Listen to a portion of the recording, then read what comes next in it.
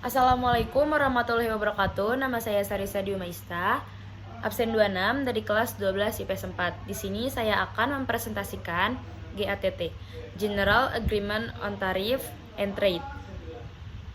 Dimulai dari pengertian itu sendiri, GATT adalah suatu perjanjian multilateral yang mengatur perdagangan internasional. GATT diciptakan pada tahun 1947 di Jenewa, Swiss, dengan tujuan untuk memperkuat perdagangan internasional dengan mengurangi hambatan perdagangan antar negara melalui negosiasi. Yang kedua, sejarah GATT. GATT atau Perjanjian Umum tentang Tarif-Tarif dan Perdagangan didirikan pada tahun 1948 di Jenewa, Swiss. Pada waktu didirikan, GATT beranggotakan 23 negara. Tetapi pada saat sidang terakhir di Marrakesh pada tanggal 5 April 1994, jumlah negara penandatangan sebanyak 1.500 negara. Kesepakatan dalam GATT yang berlaku sejak 1 Januari 1948 tertuang dalam 3 prinsip. Yang pertama, prinsip resiprositas, yaitu perlakuan yang diberikan suatu negara kepada negara lain sebagai mitra dagangnya harus juga diberikan oleh mitra dagang negara tersebut. Yang kedua, prinsip most favored nation, yaitu negara anggota GATT tidak boleh memberikan keistimewaan yang menguntungkan hanya pada satu kelompok negara tertentu. Yang ketiga, prinsip transparansi, yaitu atau keterbukaan, yaitu perlakuan dan kebijakan yang dilakukan suatu negara harus transparan agar diketahui oleh negara lain. Sesuai perkembangannya, masing-masing negara GATT menghendaki adanya perdagangan bebas. Berikutnya, latar belakang berdirinya GATT. GATT adalah perjanjian internasional multilateral yang mengatur perdagangan internasional sesudah Perang Dunia II. Yang didirikan pada tahun 1948.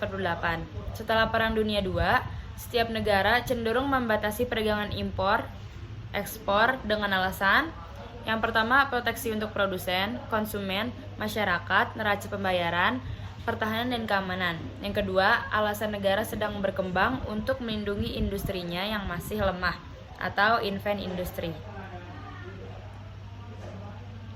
Tujuan GATT. Pada pokoknya, ada 4 tujuan penting yang hendak dicapai GATT, yaitu yang pertama, meningkatkan taraf hidup umat manusia, yang kedua, meningkatkan kesempatan kerja, yang ketiga, meningkatkan pemanfaatan kekayaan alam dunia, yang keempat, meningkatkan produksi dan tukar-menukar barang. Asas-asas GATT ada 3, yang pertama perdagangan bebas, yang kedua proteksi dengan tarif non-diskriminasi, yang ketiga, transparansi kebijakan perdagangan. Fungsi GATT. Ada tiga fungsi utama GATT dalam mencapai tujuannya.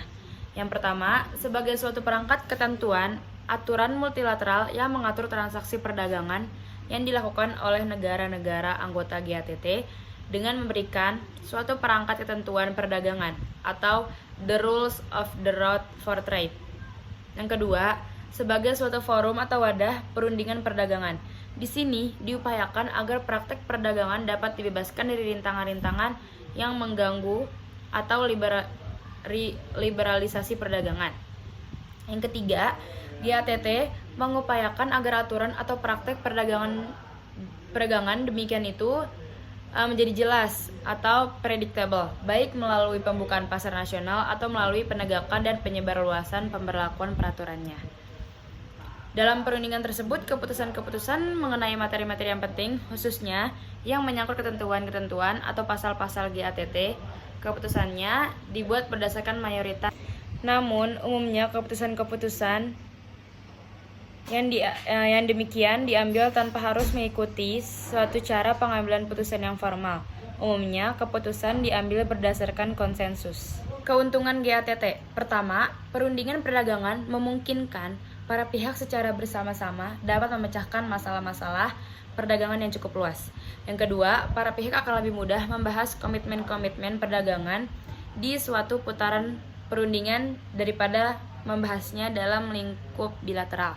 Yang ketiga, Negara-negara sedang berkembang dan negara-negara kurang maju akan lebih memiliki kesempatan yang lebih luas dalam membahas sistem perdagangan multilateral dalam lingkup suatu perundingan dan akan lebih menguntungkan negara-negara sedang berkembang dibandingkan apabila mereka berunding langsung dengan negara-negara maju.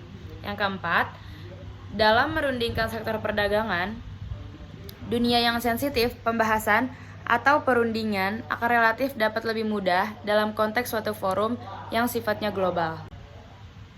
Sekian dari saya, kurang lebihnya mohon maaf. Wassalamualaikum warahmatullahi wabarakatuh.